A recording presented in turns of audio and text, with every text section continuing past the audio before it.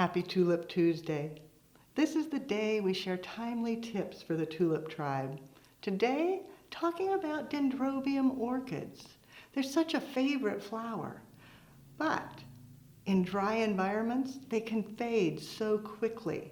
So to keep it fresh and fabulous for as long as possible, a few tricks. Number one, do remove the water tubes that they come with. Take those off. Then give it a cut and put it in water. But they'll last significantly longer if you leave them wrapped in plastic, because that keeps the moisture locked in, creating a humid environment for them. So we'll do a test. This one is going to last far longer than these, simply because they've got the plastic to protect.